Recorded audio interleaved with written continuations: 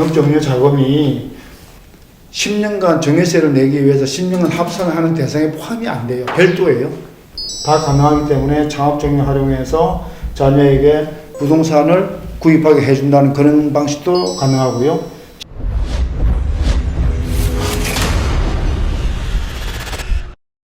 네, 여러분 안녕하십니까. 동도자산연구소 이영길입니다. 이번 시간에는 가업승계지원제도 창업정려에 대해서 볼 거예요. 저번 시간에 창업정려를 설명을 드렸는데 와닿지 않는다는 분들이 계셔서 오늘 창업정려를 일반 정려와 비교해서 설명을 드릴게요. 우리나라 가업승계지원제도는 세 가지가 있다고 말씀드렸죠. 창업정려, 가업승계정려, 가업상속공제 이렇게 세 가지가 있는데요.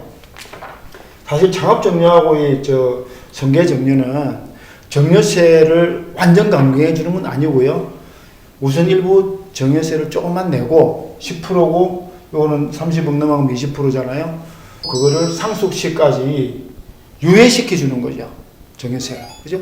그러니까 창업정려나 승계정려 자금에 대해서 정려를 받으면 정려세를 다 내는 것이 아니라, 정려세하고 상속세는 세율이 같거든요. 다 내는 것이 아니라 이거를 과세, 이걸 이연이라고 그래요.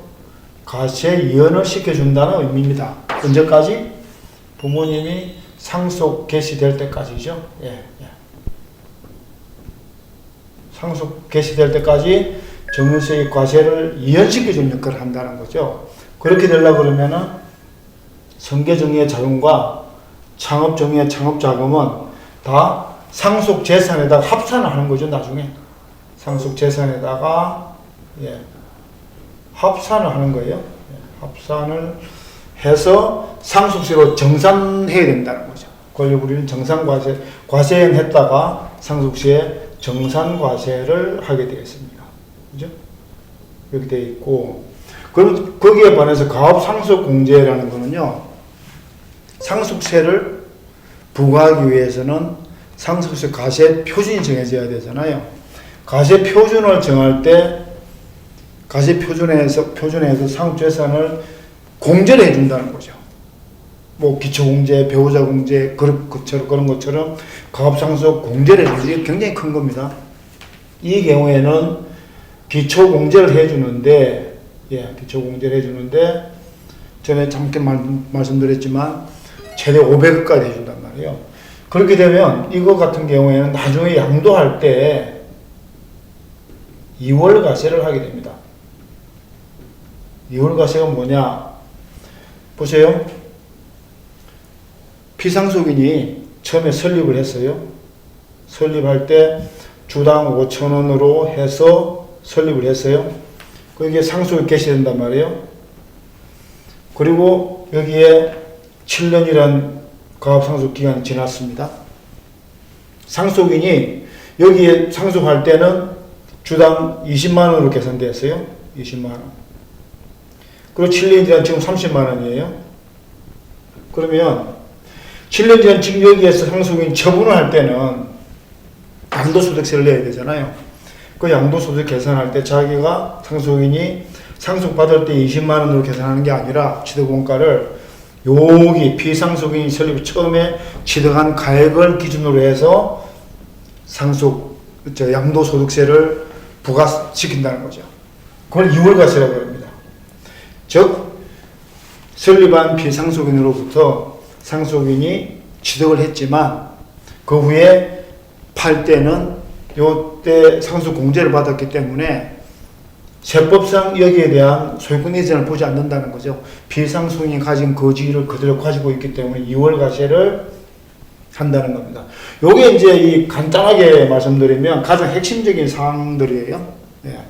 그리고 승계정려를 한 이후에 정려받은 다음에, 그죠? 정려받은 다음에 바로 가업상속공제를 받을 수 있습니다. 요건상. 요건만 맞추면.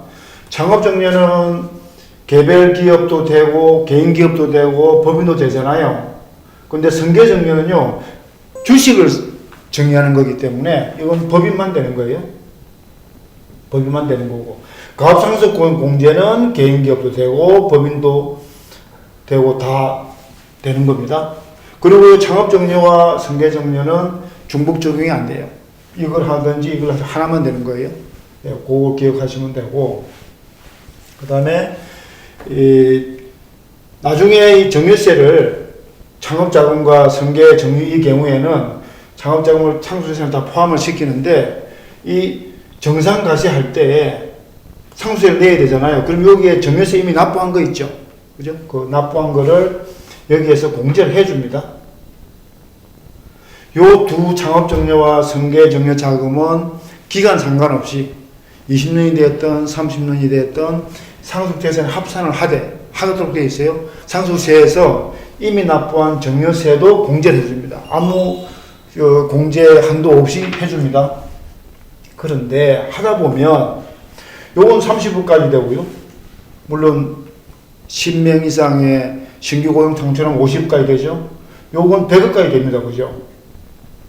그렇게 해서 했는데 나중에 상속세가 적게 나와서 정려세를 공제를 하니까 마이너스가 됐어요. 그러면 이 정려세 돌려받아야 맞잖아요. 국세청에서 돌려주고 싶어도 못 돌려줍니다. 법령에 이런 경우에는 음수는 제로로 보게 되어 있어서 환급이 안 됩니다. 그러니까 창업정리를 하든 승계정리를 하든 전체적인 재산과 나중에 상속될 때 상속세가 얼마나 나오는까지 감안을 해서 이러한 구조를 짜서 계획을 사전에 준비할 필요가 있는 거죠. 이렇게 큰 그림은 이제 그려드렸고, 그죠? 나중에 하나 더 할 거예요. 지금 창업정리 단계란 말이에요. 그러면 창업정리와 일반정리를 비교해서 이걸 조금 더 설명을 하고, 그 다음 승계정리 들어가고, 그 다음 사업상속공제 들어가 보겠습니다. 창업정리를 할 경우에 일반 정리를 하는 경우는 어떠한 차이가 있는지를 한번 말씀을 드리겠습니다. 자, 이게 창업정리입니다. 여기는 일반 정리예요. 일반 그냥 정리를 하는 거예요. 창업정리를 하는 경우에는 30억을 했다 가정하죠. 30억을 창업정리로 됐다 그러면 기초공제 5억이잖아요. 그죠? 그럼 25억이 남았는데 그 10%만 정해서 낸단 말이에요. 그러면 10%로 하면 세금이 2.5억 나오죠. 그러면 실제로 받을 수 있는 돈이 수증자, 자녀가 받을 수 있는 돈이 27억 5천만 원이 나옵니다. 그죠? 일반 정리의 경우 어떤가요? 30억이죠. 자녀니까 자녀 기초공제 5천만 원 빼면 0.5가 되고 30억 밑에 무한이니까 정려세율이 0.40%입니다. 마이너스 누진공제가 1.6억이에요.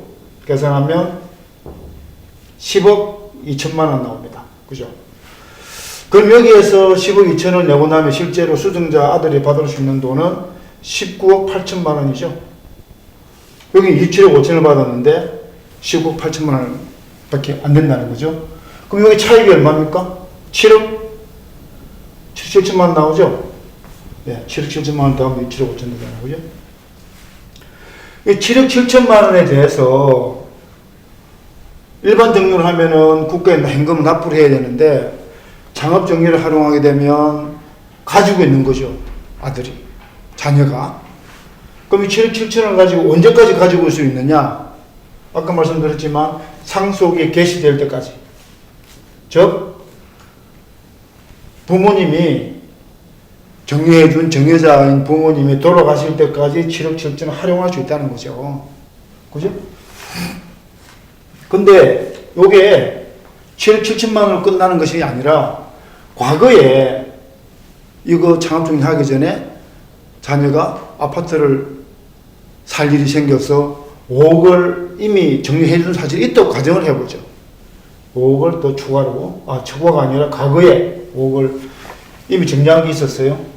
있는 경우엔 창업정려는 이 창업정려 자금이 10년간 정여세를 내기 위해서 10년간 합산하는 대상에 포함이 안 돼요. 별도예요.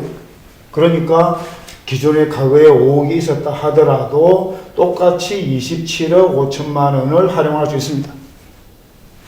여기 볼까요? 일반 정리의 경우에는 과거 10년간 합산해야 되잖아요. 그러면 과거에 5억이 있어요. 이번에 30억이면 총 35억에 대한 정여세를 내야 돼요.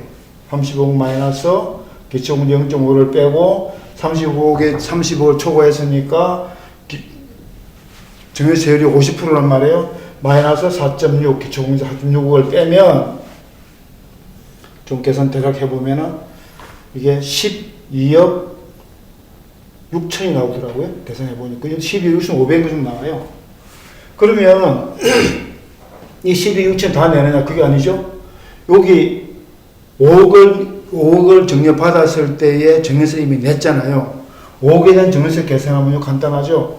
5억에다가 0.5를 빼고 곱하기 5억이면 20%거든요. 0.2 마이너스 기초금리 0.1 하면요. 얼마 나오냐면 8천만 원 나옵니다. 0.8억 나와요. 그러면 12억 6천 0.8억을 빼면은 결국 11억 8천만 원을 세금을 내야 돼요. 아까는 10억 2천만 냈잖아요. 지금 11억 8천만 낸다면 5억 때문에 10년간 합산해야 되니까. 그러면 결국 과거에 5억이 있었다 그러면 1억 6천을 더 내야 되니까 이게 유예되는 자금이 7억 7천이 아니라 9억 3천 되는 거죠. 9억 3천만 원을 더 유예받을 수 있다는 거죠. 거기에다가 만일에 또 5년 후에 5억을 더 정의할 가능성이 있다 그러면 여기에 똑같이 27억 5천만 원 차감 구조되지만 여기는 이제 40억에 대한 세금을 계산해서 똑같은 방식으로 하면 또 더 내야 돼요. 그래서 일반 정리로 하는 경우에 비하면 이 단순하게 이렇게만 계산하면 7억 7천 뭐 이렇게 생각할 수도 있는데 이게 창업 정리를 하고 30억을 정리한 이후에 과거에 있었던 거 또 나중에 있었던 다 합산을 해야 되니까 10년간 정리는 다 일반 정리는 다 10년간 합산이란 말이에요. 그래서 이런 차이가 갈수록 많이 나는 거죠. 물론 이제 일반 정리 같은 경우는 10년이 지나버리면 이제 그걸로 이제 끝나는 거죠. 그래서 이 7억 7천이나 9억 3천이나 되는 10억 가까이 되는 돈을 활용을 해야 된다는 측면에서 본다 그러면 창업 정리가 훨씬 좋습니다. 네, 거기에다가 창업증여재산은 10년이 됐든 20년이 됐든 아까 상속재산이 합산된다 그랬잖아요. 일반 정리는 10년까지 내야만 합산을 한단 말이에요. 그죠? 그런데 이 일반 정여인 경우에는 공제를 할 때 정여세를 이것도 마찬가지로 정여세 나중에 상속할 때 되면 정여세 공제를 받아야 되잖아요. 정여세 공제 한도가 있어요. 일반 정리에는 공도 한도가 있습니다. 그 한도는 어떻게 하면 개별 상속이 여러 명이 있을 것 아니에요. 그 중에 정여받은 사람도 있고 안 받은 사람도 있단 말이에요. 그러면 정여세 공제 한도는 각 개별 상속 납부 비율대로 나와요. 그 계산 아주 복잡한데요. 어쨌든 대략 계산하면 이렇습니다. 개별적으로 정여받은 사람이 자기가 상속을 내야 할 상속세가 있으면 곱하기 상속을 위한 가표, 상속과세표준 분의 정여세 과세표준을 곱한 이거를 한도로 하도록 되어 있어요. 이걸 한도로 공제를 해주게 되어 있어요. 그러니까 일반 정리인 경우에는 이거 100% 다 공제를 다 못 받습니다. 정여세액을. 창업정리인 경우에는 이 한도를 적용받질 않아요. 그러니까 나중에 가서 그대로 공제를 받을 수가 있어요. 아까도 말씀드렸지만 이게 만약에 정여세액이 너무 많고 상속세가 너무 적은 마이너스가 된 경우에는 환급이 안 돼요. 하지만 그 이전에는 이 한도 적용을 받지 않는다는 거죠. 그래서 창업주는 거기에서도 또 상당히 좋은 유리한 점을 가지고 있다는 거고요. 창업 종료로 할 경우에는 이제 전에 말씀드린 적이 있지만 부모님이 기존에 하고 있던 기업과 동종, 유사, 그죠? 또 하청업체, 이 다 가능합니다. 다 가능하기 때문에 창업정리 활용해서 자녀에게 부동산을 구입하게 해준다는 그런 방식도 가능하고요. 지식산업센터 같은 거 말씀드렸죠. 그런 거를 사서 하는 경우도 되고. 그럼 자녀가 창업을 해서 갈 때는 창업세 감면으로 연결될 수 있으니까 자녀가 34만 30세 미만이면 청년 창업으로 갈 수 있고요. 수도권 가밀 억제권역 밖에서 하면은 사업소득세 재산세, 취득세까지도 혜택 볼 수 있다는 건 이미 제가 말씀을 드렸습니다. 이렇게 해서 장합정리, 일방정리 사이에 사례를 이렇게 들어서 설명을 드렸는데요. 가급적이면은 장합정리를 활용하는 게 좋고요. 장합을 할 때 정여를 받잖아요. 정여세 신고를 하면 원래 3% 신고세 공제가 있습니다. 이 장합정리하고 가압승계 자금에 대해서는 그거는 적용이 안 됩니다. 예, 오늘 이렇게 해서 장합정리는 여기까지 말씀드리고요. 다음 시간에는 여기 장합정리했으니까 가압승계 정여, 그 다음에 가압상속공제 이어서 계속 될 거거든요. 그 내용들은 위 아래 링크로 걸어 놓았으니까 참조하시면 될 겁니다. 네, 이 영상이 도움되셨다면 구독과 좋아요 부탁드립니다. 감사합니다.